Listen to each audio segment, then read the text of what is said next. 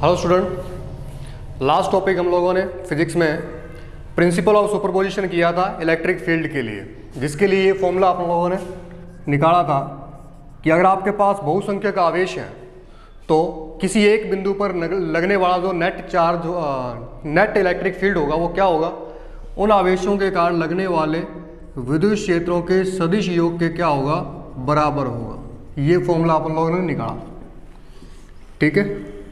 आज अपने एक दो न्यूमेरिकल कर लेते हैं इससे, जिससे आपको ये क्लियर हो जाएगा कि किस प्रकार से इसको अपने अप्लाई करते हैं, ठीक है। तो क्वेश्चन नंबर 1 देखते हैं अपने। मान लो आपके पास ये दो चार्ज, एक क्यू चार्ज है, दूसरा भी क्यू चार्ज, ठीक है। इसका मिड पॉइंट है ओ, ये पॉइंट पे पड़ा है, ये बी पॉइंट पे पड़ा है। मिड पॉइंट क्या है इसका, ओ। आपको ओ पे नेट इलेक्ट्रिक फील्ड फाइंड करना है, कितना होगा। ओ पे नेट इलेक्ट्रिक फील्ड फाइंड करना है, कितना होगा। इसके बीच का डिस्टेंस टोटल मान लो 2a है, तो ये डिस्टेंस कितना हो जाएगा, a हो जाएगा। ये भी कितना हो जाएगा, a हो जाएगा, ठीक है। तो बिंदु ओ पे आपको नेट इलेक्ट्रिक फील्ड फाइंड करना है, कितना होगा। तो सबसे पहली बात तो ये है कि जितने भी चार्ज होंगे उतने ही इलेक्ट्रिक फील्ड यहां पर वर्क करेंगे, ठीक है। फिर उनमें से आपको नेट इलेक्ट्रिक फील्ड फाइंड करना है। तो सबसे पहले तो क्यू चार्ज है, ये भी यहाँ पर इलेक्ट्रिक फील्ड प्रोड्यूस करेगा, और यहाँ पर ये क्यू चार्ज है, ये भी यहाँ पर क्या करेगा, इलेक्ट्रिक फील्ड प्रोड्यूस करेगा, ठीक है। तो सबसे पहले अपने इनकी डायरेक्शन निकालेंगे, सबसे पहले अपने दिशा निकालेंगे कि विद्युत क्षेत्र की दिशा क्या, ठीक है। तो उसके लिए क्या करें, अपने यहाँ पर एक टेस्ट चार्ज रख दे, छोटा सा क्यू नोट रख के देख लेते हैं। पहले इसके कारण अपने इलेक्ट्रिक फील्ड की डायरेक्शन देखते हैं कैसी होगी। देखो ये क्यू चार्ज पॉजिटिव है, ये q note test charge positive होता है, तो ये इसको क्या करेगा, प्रतिकर्षित करेगा। तो ये इस पर किस डायरेक्शन में फोर्स लगाएगा, इस डायरेक्शन में। तो इसके कारण जो इलेक्ट्रिक फील्ड आएगा ई ए, उसकी डायरेक्शन क्या रहेगी, ये रहेगी, ठीक है। अब अपने बी पे जो चार्ज क्यू पड़ा हुआ है, इसके कारण इलेक्ट्रिक फील्ड देख लेते हैं, ठीक है। उसकी डायरेक्शन क्या होगी, ये क्यू नॉट चार्ज पॉजिटिव है, ये भी पॉजिटिव है, तो इन दोनों में क्या होगा, प्रतिकर्षण होगा। तो ये जो चार्ज है इस पर प्रतिकर्षण बल लगाएगा इस दिशा में, तो यही इसकी इलेक्ट्रिक फील्ड की क्या हो जाएगी, डायरेक्शन हो जाएगी, ठीक है। तो दो इलेक्ट्रिक फील्ड आ गए अपने पास, ए के कारण तो ई इस डायरेक्शन में, बी के कारण ए भी इस डायरेक्शन, ठीक है। तो इनकी वैल्यू फाइंड कर लेते हैं। ई ए कितना होगा अपने पास परिणामी रूप में, के क्यू अपॉन में ओ पॉइंट पे इलेक्ट्रिक फील्ड फाइंड करना है, तो डिस्टेंस कितना ए है, तो ए स्क्वायर हो जाएगा। ई बी निकालेंगे तो वो कितना होगा, के क्यू, कितने डिस्टेंस पर है, ए डिस्टेंस पर है, तो ई बी भी क्या होगा, के क्यू अपॉन ए स्क्वायर। इन दोनों का देखो तो परिमाण क्या है, बराबर है, यानी कि ई ए बराबर है किसके, ई बी के। इनका मैग्नीट्यूड दोनों का क्या है, इक्वल है। तो नेट इलेक्ट्रिक फील्ड क्या होगा, तो according to principle of superposition E A plus E B, ठीक है, E A plus E B. तो डायरेक्शन के अकॉर्डिंग यदि आप इसकी वैल्यू रखोगे तो ई ए, देखो ई ए की डायरेक्शन ये है, ई ए की क्या है, ये वाली डायरेक्शन है। तो ई बी की डायरेक्शन क्या है, ऐसे है, तो आगे क्या लगा दोगे आप, माइनस लगा दोगे, ठीक है। तो इसकी उन दोनों की डायरेक्शन क्या है, अपोजिट है। अब ई ए और ई बी की वैल्यू रख दो जो भी है, या ई ए किसके बराबर है, ई बी के बराबर है, ई ए माइनस ई ए, तो ई बी की जगह ई ए रख सकते हो, ठीक है। इन दोनों से ये क्या हो जाएगा, कैंसिल हो जाएगा, तो नेट इलेक्ट्रिक फील्ड कितना आएगा, यहाँ 0 है, ठीक है। इस प्रकार के प्रिंसिपल ऑफ सुपरपोजिशन आपको लगाना है, ठीक है। नेट इलेक्ट्रिक फील्ड कितना आ जाएगा, 0 आ जाएगा। मान लो आपके पास ये समबाहु त्रिभुज दिया हो, ठीक है। इसके शीर्ष है ए बी सी है, ठीक है। समबाहु त्रिभुज है तो इसकी प्रत्येक साइड, ये ए है, ये भी ए है, और ये भी क्या है, ए, ठीक है। अब बी और सी पर दो चार्ज पड़े हैं, मान लो क्यू और क्यू, ठीक है। और पॉइंट ए पे आपको इन दोनों चार्जेस के कारण नेट इलेक्ट्रिक फील्ड फाइंड करना। इस पॉइंट ए पे क्या करना है, नेट इलेक्ट्रिक फील्ड फाइंड करना है, कितना होगा। तो इसके लिए क्या करेंगे, सबसे पहले बी और सी के कारण जो इलेक्ट्रिक फील्ड आया है उनकी डायरेक्शन शो करेंगे। ठीक है, तो ये देखो पॉजिटिव पॉइंट चार्ज अपने पास क्यू, तो इसकी डायरेक्शन क्या होगी, आउटवर्ड होती है, तो इसकी डायरेक्शन इस लाइन के अलोंग क्या हो जाएगी, आउटवर्ड हो जाएगी, ई बी मान लो इसको। ठीक है, बी पॉइंट के कारण है तो ई बी मान लेंगे, तो इसकी डायरेक्शन ये हो जाएगी। ठीक है,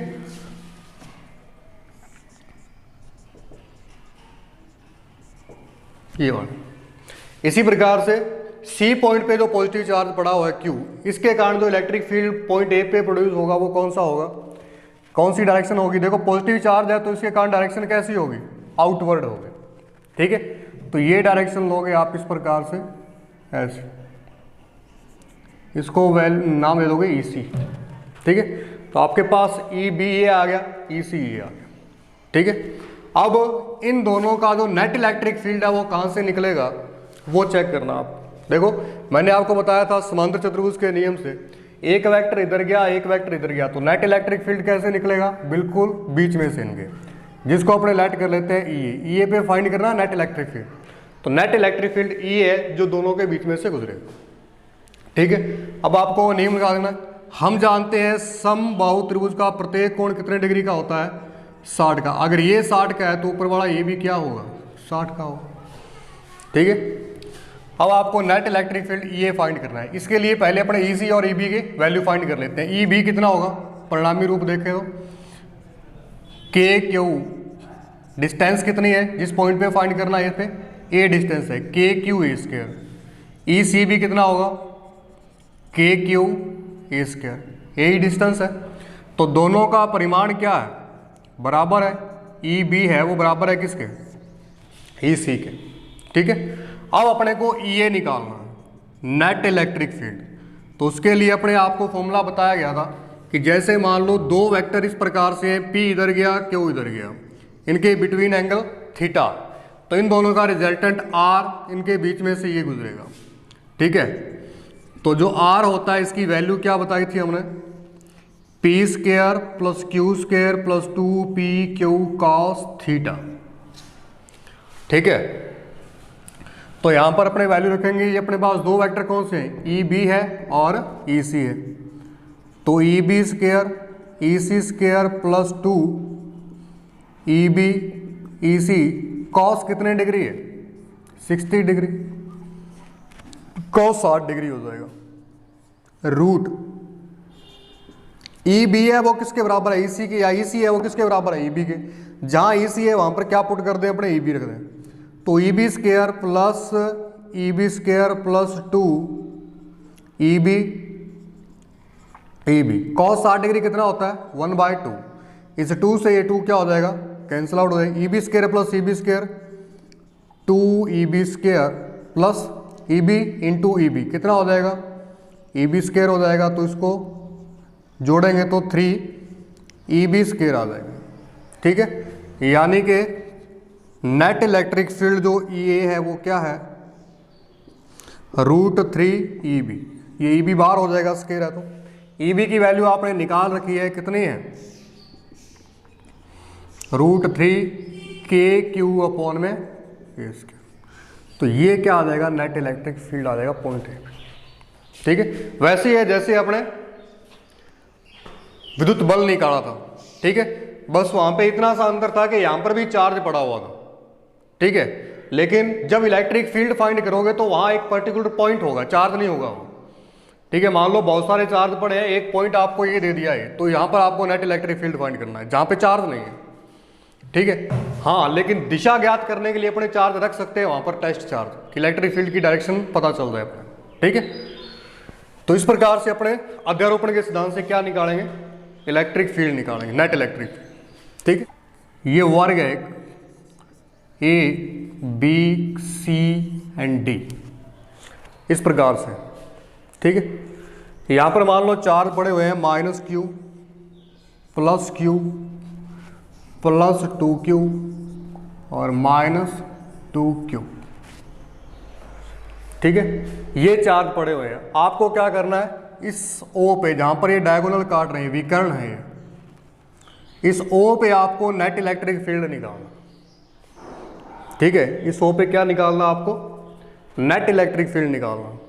ठीक है, यहाँ पर माइनस क्यू चार्ज है, यहाँ प्लस क्यू चार्ज है, यहाँ प्लस क्यू और यहाँ माइनस क्यू चार्ज। तो सबसे पहले तो जिस पॉइंट पे आपको इलेक्ट्रिक फील्ड फाइंड करना है उस पॉइंट से सभी चार्जों से डिस्टेंस आपको पता होनी चाहिए कि उससे कितनी दूरी है। ये दूरी आपको पता होना चाहिए, ये पता होनी चाहिए, ये पता होनी चाहिए, ये पता होना चाहिए। इसकी सारी की सारी साइड ये है, ये सारी साइड क्या है, ये। आपने ऐसा क्वेश्चन वहां भी किया था स्थिर विद्युत बलों में, वहां पर अपने इस चार्ज पे फोर्स निकाली थी। ठीक है, इस चार्ज पे फोर्स निकाली थी। ठीक है, तो ये वाली जो डिस्टेंस है वो कितनी निकाली थी अपने, √2a निकाली थी। ठीक है, अब ये क्या हो जाएगी, आधी हो जाएगी।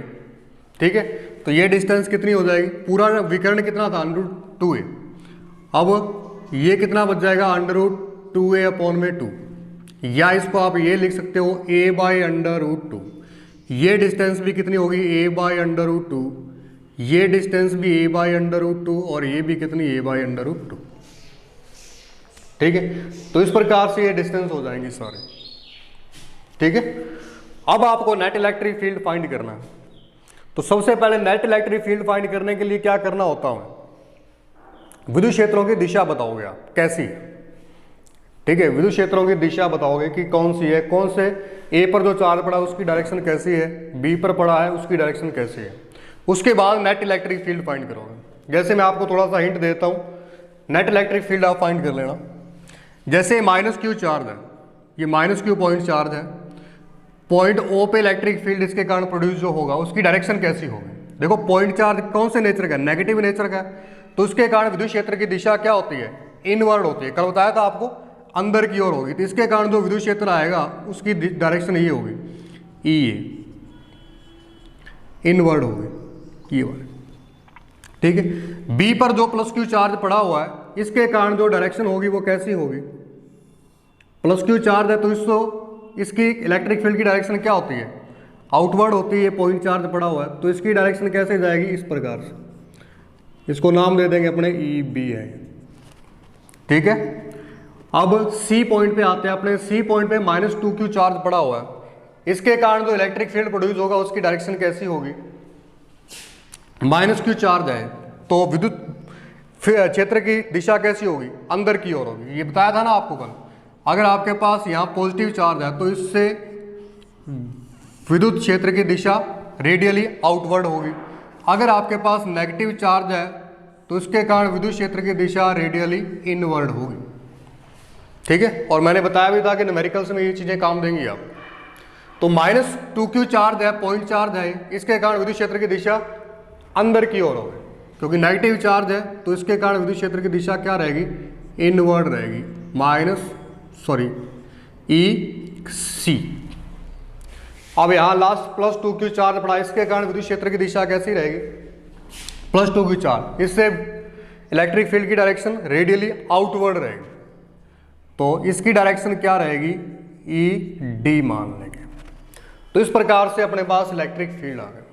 अब आपको नेट इलेक्ट्रिक फील्ड फाइंड करना है कि क्या होगा।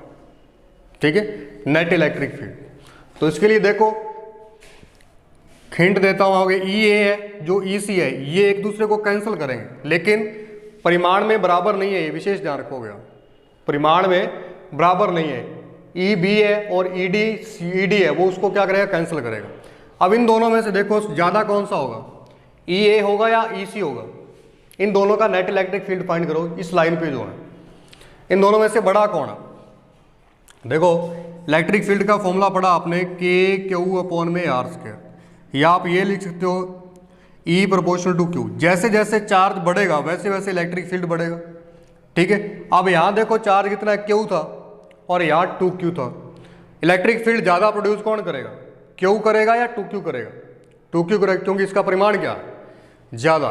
तो यहां से ई सी की वैल्यू है वो क्या रहेगी, ई ए से ज्यादा रहेगी।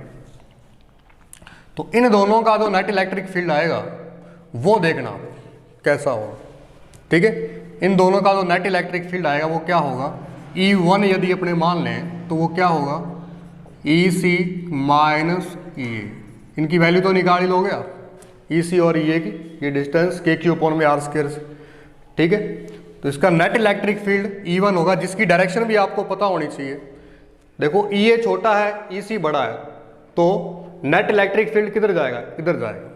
ठीक है, वही बात है जैसे मान लो कोई इधर 2 न्यूटन फोर्स से खींच रहा है, इधर 10 न्यूटन फोर्स से खींच रहा है, इधर 2 न्यूटन फोर्स है, इधर 10 न्यूटन फोर्स है, तो नेट फोर्स किस डायरेक्शन में लगेगा, इस डायरेक्शन में लगेगा, क्योंकि ज्यादा फोर्स किधर लग रहा है, इधर लग रहा है। उसी प्रकार से इधर इलेक्ट्रिक फील्ड कम है, इधर इलेक्ट्रिक फील्ड ज्यादा है।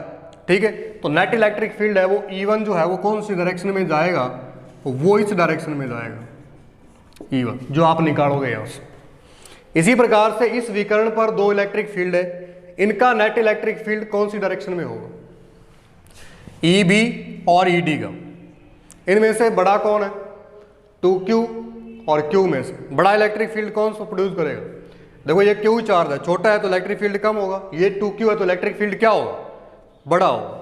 तो इसके कारण जो डायरेक्शन होगी वो कैसी होगी, देखो ED ये रहा और EB ये रहा, तो नेट इलेक्ट्रिक फील्ड ED क्या है, बड़ा है, किससे, EB से। तो नेट इलेक्ट्रिक फील्ड की डायरेक्शन किसके अलोंग होगी, ED के अलोंग। ठीक है, इस दोनों का जो रिजल्टेंट है वो अपने E2 मान लेते हैं, तो वो क्या होगा, ED minus EB, ED minus EB। ED और EB की वैल्यू KQ/R² से आप फाइंड कर सकते हो। तो इन दोनों का जो नेट इलेक्ट्रिक फील्ड आएगा उसकी डायरेक्शन ये रहेगी, ये बड़े से शो कर रहा हूं, बड़े एरो से मैं, E2 की। ठीक है, नेट इलेक्ट्रिक फील्ड E1 आ गया, इसका E2 आ गया। अब इन दोनों का रिजल्टेंट फिर फाइंड करना पड़ेगा आपको। ठीक है, इन दोनों का परिणामी फिर फाइंड करोगे, जो कैसे करोगे, इन दोनों के बीच में से गुजरेगा ये वाला, जो नेट इलेक्ट्रिक फील्ड है वो ये गुजरेगा E वेक्टर, जो आप वो वाला ये वाला फॉर्मूला निकाल करके लगाओगे, P² + Q² + 2PQ cos theta से। ठीक है, नेट इलेक्ट्रिक, इनके बीच का एंगल तो जानते ही आप, 90 डिग्री पे काटते हैं ये सारे के सारे विकर्ण, 90 डिग्री 90 डिग्री 90 डिग्री। ठीक है, तो इतना हिंट आपको दे दिया, इसका नेट इलेक्ट्रिक फील्ड आप फाइंड करोगे। ठीक है, अगर ना हो तो कमेंट सेक्शन में लिखना, फिर बता देंगे आप। ठीक है, तो ये क्वेश्चन आपके लिए, पहले E1 फाइंड कर लेना, फिर E2 फाइंड कर लेना। ठीक है, फिर E1 और E2 का रिजल्टेंट बताना। पहले तो विकर्णों पे जो विद्युत क्षेत्र है उनके रिजल्टेंट बताए E1 और E2, फिर E1 इस डायरेक्शन में, E2 इस डायरेक्शन में, तो इनका नेट इलेक्ट्रिक फील्ड इस दिशा में जाएगा। ठीक है, तो जो कि आप पैरेललोग्राम लॉ से करोगे इसको। ठीक है, नेट इलेक्ट्रिक फील्ड की डायरेक्शन ये हो। तो इस प्रकार से आपको प्रिंसिपल ऑफ सुपरपोजिशन लगाना। ठीक है, जो टॉपिक है वो अपना इलेक्ट्रिकल फोर्स लाइन या विद्युत बल रेखा है, विद्युत बल रेखाएं। विद्युत बल रेखाएं क्या होती हैं, तो विद्युत बल रेखाएं क्या होती हैं, इसकी यदि अपने डेफिनेशन पढ़े विद्युत बल रेखाओं की, कि विद्युत क्षेत्र में स्थित वह काल्पनिक निष्कोणीय वक्र, विद्युत क्षेत्र में स्थित वह काल्पनिक निष्कोणीय वक्र जिस पर खींची गई स्पर्श रेखा विद्युत क्षेत्र की दिशा को बताती है, तो वह जो काल्पनिक निष्कोणीय वक्र होगा वो क्या होगा, विद्युत बल रेखा होगा। ठीक है, या आप ये कहो कि वह काल्पनिक निष्कोणीय वक्र, जैसे ये वक्र है, जिस पर परीक्षण धनावेश Q0 चलने के लिए स्वतंत्र हो, ये Q0 है, इस पर इस पाथ पे चलने के लिए क्या हो, स्वतंत्र हो। तो ये जो पाथ होगा, जिस पाथ पे ये Q0 चल रहा है, वही पाथ क्या कहलाएगा, विद्युत बल रेखा कहलाएगा। विद्युत क्षेत्र में ऐसा पाथ जहां पर परीक्षण धनावेश चलने के लिए क्या हो, स्वतंत्र हो। ठीक है, तो वो पाथ जो है वो क्या कहलाता है, इलेक्ट्रिक फील्ड लाइन या विद्युत बल रेखा कहलाता है। या आप ये कहो वह काल्पनिक निष्कोणीय वक्र जिस पर खींची गई स्पर्श रेखा, जिस पर खींची गई किसी वक्र पर, विद्युत क्षेत्र में कोई कर्व आपके पास काल्पनिक कर्व है, ठीक है, उस पर यदि आप स्पर्श रेखा खींचते और वो विद्युत क्षेत्र की दिशा को बताए, तो ये जो कर्व होगा वो क्या होगा, विद्युत बल रेखा होगा। ठीक है, कोई भी एक डेफिनेशन लिख सकते हो आप लोग। ठीक है, कि विद्युत क्षेत्र में स्थित वह काल्पनिक निष्कोणीय वक्र जिस पर खींची गई कोई भी स्पर्श रेखा विद्युत क्षेत्र की दिशा को बताती है, तो वो वक्र क्या कहलाता है, विद्युत बल रेखा कहलाता है। यह वह विद्युत क्षेत्र में स्थित वह काल्पनिक निष्कोणीय वक्र जिस पर परीक्षण धनावेश Q0 चलने के लिए क्या हो, स्वतंत्र हो। ठीक है, चलने के लिए क्या हो, स्वतंत्र हो। तो ये जो वक्र होगा क्या होगा, विद्युत बल रेखा होगा। ठीक है, तो ये इसकी डेफिनेशन है जो आपको पीडीएफ में मिल जाएगी। अब इसकी कुछ विशेषताएं हैं जिसको अपने वन बाय वन डिस्कस करते हैं। सबसे पहली विशेषता क्या है इसकी, इस विद्युत बल रेखा के, ये जो विद्युत बल रेखाएं होती हैं वो क्या होती हैं, काल्पनिक वक्र के रूप में होती हैं, काल्पनिक वक्र के रूप में होती हैं।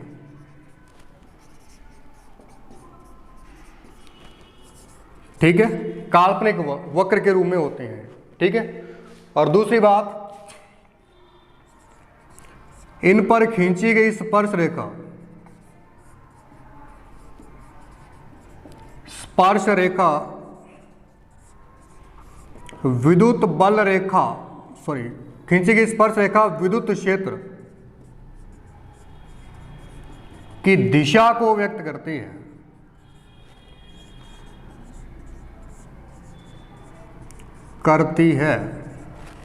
विद्युत क्षेत्र की दिशा को व्यक्त करते हैं। नंबर 3, ये कभी भी काटती नहीं है, ये कभी भी काटती नहीं है। कोई भी दो विद्युत बल रेखाएं कभी भी काटेंगी नहीं। ठीक है, कारण अगर यहीं किसी बिंदु पर ये काट देंगी तो उस बिंदु पर दो विद्युत क्षेत्र हो जाएंगे, विद्युत क्षेत्र की दिशाएं दो हो जाएंगी, जो कि पॉसिबल नहीं है। जैसे मान लो ये इस पॉइंट पे दो इलेक्ट्रिक फील्ड लाइन, एक इधर से गुजर गई, एक इधर से गुजर गई, मान लो ये काट गई। ठीक है, तो हमने आपको बताया कि इस पर जो इलेक्ट्रिक फील्ड है, अगर मैं देखूँ इस पर स्पर्श रेखा खींचूंगा तो इस दिशा में हो गया और दूसरा इस दिशा में हो गया। ठीक है, तो विद्युत क्षेत्रों की दिशाएं एक ही बिंदु पर कितनी होगी, दो होगी, जो कि पॉसिबल नहीं है। ठीक है, तो इसलिए क्या है, कभी भी काटती नहीं है, ये ध्यान रखना आप, विद्युत बल रेखाएं कभी भी काटती नहीं है। और दूसरी, विद्युत बल रेखाएं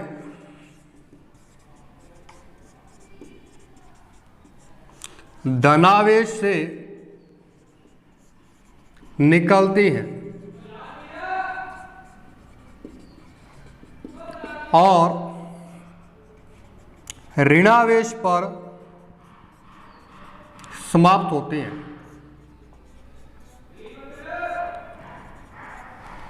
या अंदर प्रविष्ट करते हैं।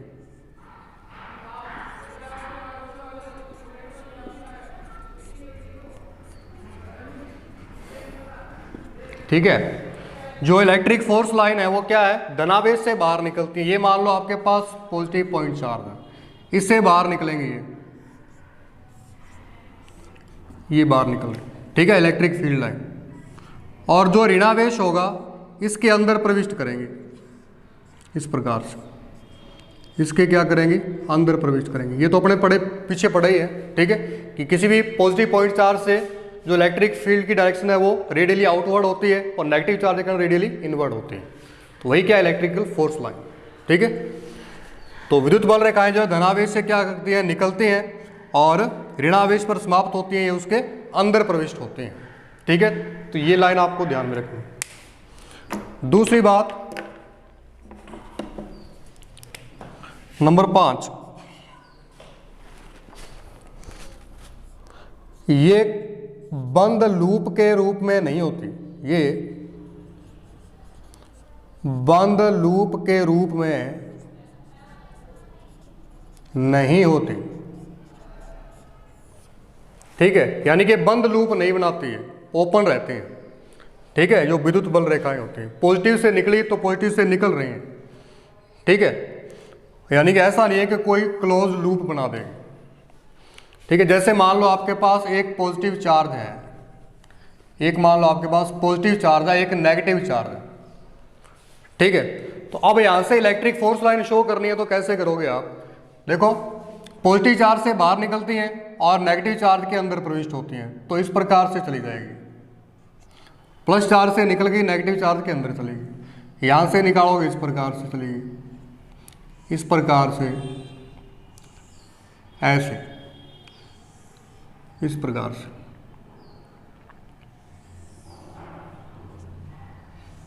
पॉजिटिव चार्ज से बाहर निकलेंगी और नेगेटिव चार्ज के अंदर प्रविष्ट होंगी। इस बात का ध्यान रखना आप।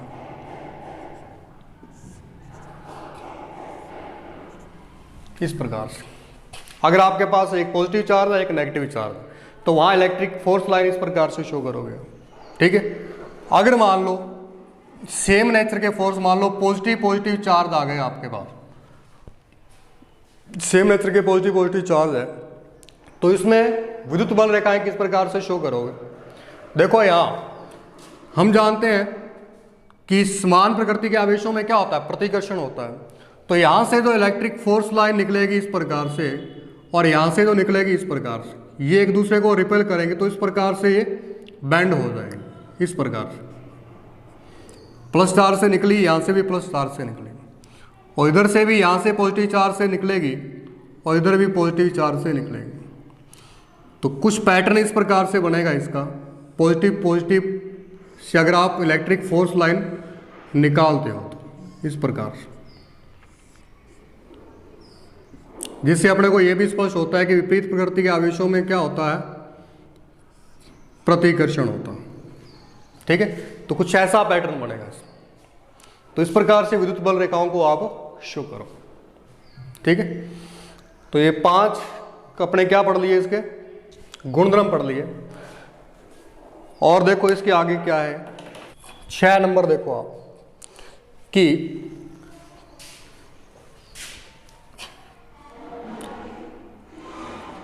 विद्युत आवेश का परिमाण, विद्युत आवेश का जो परिमाण होगा वो प्रोपोर्शनल टू होगा विद्युत बल रेखाओं के।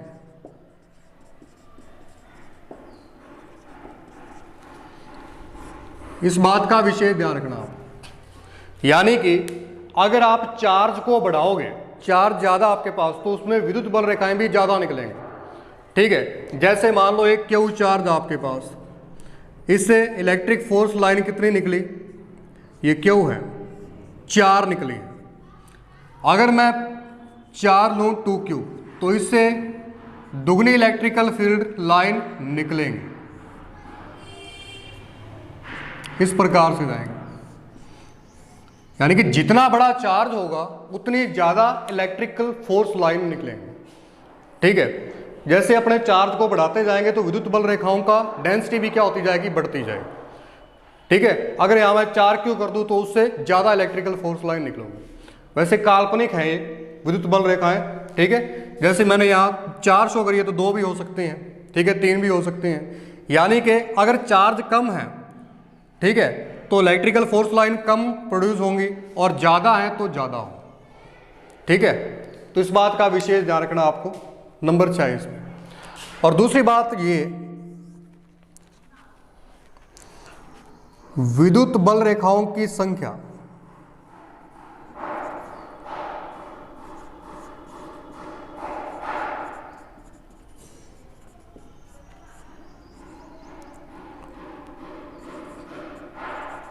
का घनत्व, सॉरी, विद्युत बल रेखाओं का घनत्व प्रोपोर्शनल टू होता है विद्युत क्षेत्र के, ठीक है। अब विद्युत बल रेखाओं की डेंसिटी जितनी ज्यादा होगी वहां विद्युत क्षेत्र उतना ही ज्यादा होगा, ठीक है। अब यहां देखो चांद के पास पास जो विद्युत बल रेखाएं बिल्कुल नजदीक नजदीक है, तो यहां विद्युत क्षेत्र जो E1 है वो क्या होगा, ज्यादा होगा। अब जैसे जैसे आप दूर जाओगे तो ये विद्युत बल रेखाएं फैल रही हैं, तो यहाँ देखो स्पेस ज्यादा हो गया, तो यहाँ जो E2 विद्युत क्षेत्र उत्पन्न हो रहा है वो कम होगा। यानी कि E1 तो क्या होगा, ज्यादा होगा, और E2 क्या होगा, कम होगा, ठीक है। यदि विद्युत बल रेखाओं का घनत्व ज्यादा है तो वहां पर विद्युत क्षेत्र भी क्या होगा, ज्यादा होगा। जैसे आप एग्जांपल लें, इस प्रकार से इलेक्ट्रिक फोर्स लाइन मैंने शो की,